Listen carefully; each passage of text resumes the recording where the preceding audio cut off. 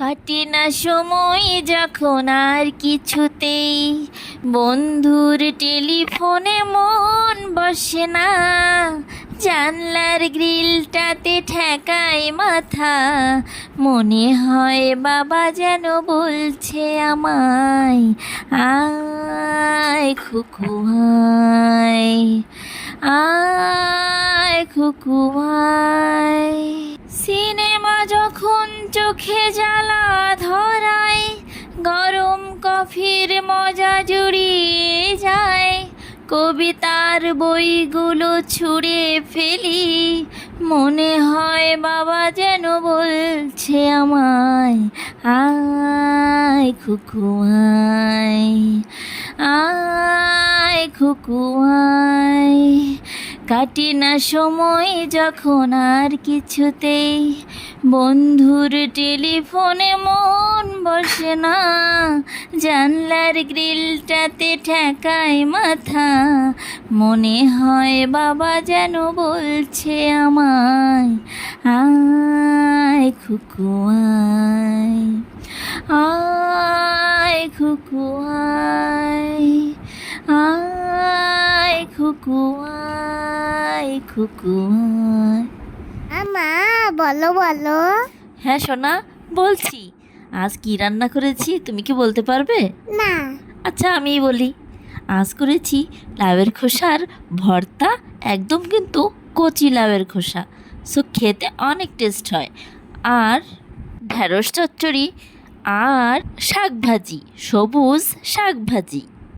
সব সবজিগুলো যথারীতি প্রথমেই সুন্দর করে কেটে নিলাম, বেশি করে পেঁয়াজ আর রসুন কেটে নিলাম, কারণ শাক ভাজিতেও পেঁয়াজ রসুন বেশি করে দিব, আর লাউয়ের খোসা যে ভর্তা করব ওটাতেও পেঁয়াজ রসুন একটু বেশি করেই দিব।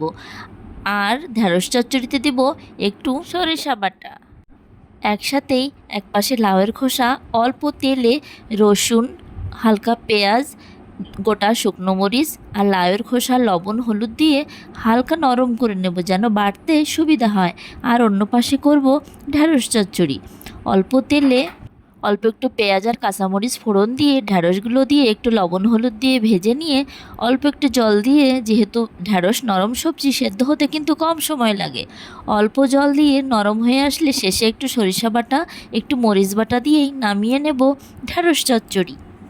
আর অন্য পাশে আস্তে আস্তে লাউয়ের খোসাগুলো কিন্তু একদম জালি, যেহেতু ছিল লাউ, সময় কিন্তু খুব অল্প লাগবে। নরম হয়ে আসলে, একটু ঠান্ডা হয়ে আসলে আস্তে আস্তে সেটা বেটে নেব।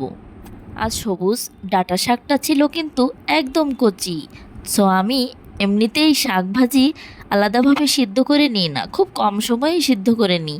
একটু তেলে বেশি করে পেঁয়াজ রসুন ফোড়ন দিয়ে, একটু সরিষা ফোড়ন দিয়ে, শাকগুলো দিয়ে, সাথে কয়েকটা মরিচ দিয়ে একটু ভাজি করার মতো ভেজে ঢেকে দেব। চুলার জাল কিন্তু একদম কমিয়ে দিতে হবে, তাহলে আস্তে আস্তে শাকটা সিদ্ধ হয়ে যাবে। আলাদা করে শাকটা সিদ্ধ করার কিন্তু কোনো দরকার হয় না, চুলার জালটা অল্প রাখলে শাকটা এমনিতেই সুন্দরভাবে সিদ্ধ হয়ে যায়। আর ওই যে লাউয়ের খোসাটা বেটে রেখেছিলাম, সেটা অল্প সরিষার তেলে আর একটু কড়াইতে দিয়ে একটু জাল দিয়ে নেব, মানে একটু হালকা করে ভেজে নেব। আর লবণ কম থাকলে অল্প একটু লবণ ছড়িয়ে দেব। ব্যাস তৈরি হয়ে যাবে লাউয়ের খোসার, একদম কচি লাউয়ের খোসার ভর্তা।